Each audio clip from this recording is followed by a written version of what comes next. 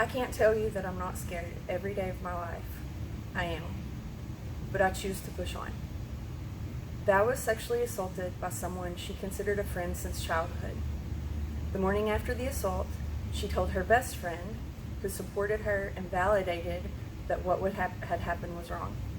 It wasn't a stranger in the back alley. It was someone I knew since I was 11 years old. Someone I trusted. It made it hard to trust anyone again. A few days later, she told her fiancé at the time, now wife, what happened. And she was also very supportive. We were attempting to be intimate, and I just broke down crying and told her I couldn't. I told her what had happened to me, and she held me as I cried and didn't ask for any details. She became pregnant from the assault and made the decision to have an abortion. At the time, the law in Georgia, where she planned to have the abortion, required that she hear the heartbeat. Once she learned there was a heartbeat, she canceled her appointment. I was in the Army. I'm tough. But there was something about the thought of having to hear a heartbeat coming from my own body. A heartbeat that did not belong to me. I just couldn't go through with it. She decided to continue with the pregnancy and told her family about it. They said that being a good mother was the most important thing, and that for the sake of the baby, she should involve the father in the pregnancy. I told the man that raped me that I was pregnant. He agreed the abortion was the best idea and paid me $460 for the procedure, then asked if I'd let him punch me in the stomach instead. During her pregnancy, she left college, lost her job, and experienced a period of homelessness. But I decided that even though I was pregnant from rape, I would still be the best mother I could be. I ate well and didn't take any medications. I was so careful. When I went to my checkups, the perpetrator would show up to them as well, even though I didn't want him there. He just stood in the corner silently and watched. Following giving birth to her daughter, she had severe postpartum depression.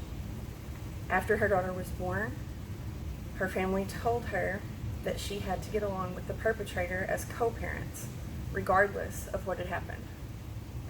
I confronted him and told him that he raped me. He laughed in my face. I will never forget that. His mother was sitting right there the whole time and never said a word. Soon after, the perpetrator sued Val for custody and visitation rights of her daughter. She had not reported the assault to police previously because she felt a lot of self-blame, denial, and fear. A year after the assault, she chose to report. She had enough evidence for her case to be forwarded to the district attorney. Her case went in front of the grand jury, which chose not to indict the perpetrator. Because Tennessee law required a conviction before a court could terminate a rapist's parental rights, the perpetrator in this case was able to win weekly visitation. She has continued to do her best to be a good mother, while also regularly telling her story and seeking justice for herself, her daughter, and the other people assaulted by the same perpetrator. The perpetrator threatened her, saying that if she did not stop accusing him of rape, he would sue her for full custody. In 2018, the judge presiding over the custody case granted the perpetrator an order of protection, which meant Val could no longer mention the sexual assault as part of the custody case. During this period, Val was diagnosed with PTSD, anxiety, depression, and suicidal tendencies. Because of the court order visitation, she was forced to see the perpetrator weekly. I would have panic attacks every time I had to drop my baby off with the man who raped me. I cried all the way home. When I picked her up, I would take her home and just hold her in a rocking chair and cry. This has been the worst thing that has ever happened to me in my entire life. I feel like I've lost years of my life being his prisoner. Val feels trapped by the court order granting the perpetrator visitation and custodial rights to her daughter. I'm not free to move more than 50 miles without the judge granting it.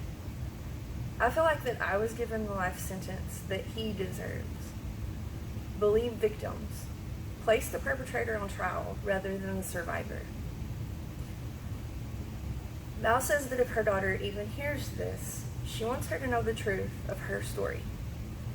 I want her to know that regardless of how difficult the situation has been, I look at her beautiful face, and I'm so thankful that I made the choice to keep her because I love her so much. I want her to know that I have fought relentlessly to protect her and his victims who remain silent. I want her to know that if I choose to be a pioneer in changing the world she lives in, I hope, if anything, she gains my courage above all.